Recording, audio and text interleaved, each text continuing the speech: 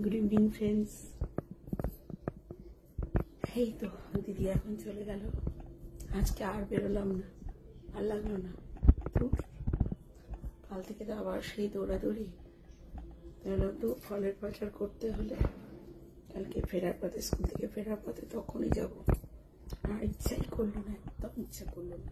তার মধ্যে আমি একবার ঘুমিয়েও পড়েছি। তোমরা সবাই কি করছো বলো?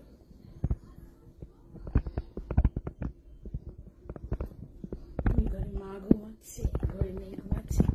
মাকে ওই cough syrup, anti allergic cough syrup খেয়ে কালকে থেকে খালি ঘুমোচ্ছে।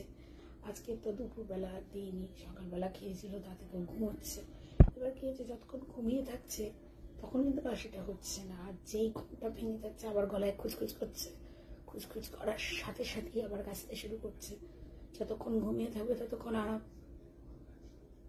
এবার কি হয়, ওই খুসখুসানি জায়গাটা যদি তুমি বারবার মানে হিট করো, তাহলে সেই জায়গাটাতে তো আবার বারবার করে তোমার ওটা রিল্যাক্স করবে। তাদেরকে যতক্ষণ ঘুমিয়ে থাকছে ততক্ষণ জায়গাটা শান্ত থাকছে, আরাম থাকছে। কি যে সমস্যা, খুসখুসানি কাশি, এটা ডেঞ্জারাস কাশি একটা। এই আদা দিচ্ছি, এই দিচ্ছি, ওই দিচ্ছি, কিছুতেই কিছু হয় না। আর যখন শুরু খায় মানে এখানে দম বন্ধ করে দেওয়ার মতো হুপিং কাশি টাইপ কাশি একটা। কালকে আর সকাল থেকে দৌড়াতে হবে, ভালো লাগে না আমার। তারপর তোমরা সবাই কি করছো? আমি তো এই দিদি বেরিয়ে গেল, আমাকে একটু চা দিল, ছোলা ভাজা, মুড়ি এসব খেলাম, আর একটু কফি খেলাম। মেয়ে ঘুমাচ্ছে, সে কখন উঠবে জানি না। তাহলে মায়ের মাছের ঝোল রান্না করবো, দেখা যাক কি হয়। মেয়েটার তো দিন যতদিন এগিয়ে আসছে ততদিন এগিয়ে আসছে তত আমার চিন্তা গো। এটা মানে ক্লাস 12 হলো জীবনের টার্নিং পয়েন্ট। কি নিয়ে পড়বে, কি করবে, এখন তো আর মানে ইচ্ছে আর বাস্তব অনেক আলাদা না। মানুষের তো অনেক কিছু ইচ্ছে থাকে, অনেক কিছু স্বপ্ন থাকে, এই পড়বো ওই পড়বো, কিন্তু দুটোর মানে বাস্তব আর ইচ্ছেটার যুগলবন্দিতে কিন্তু কমই হয়।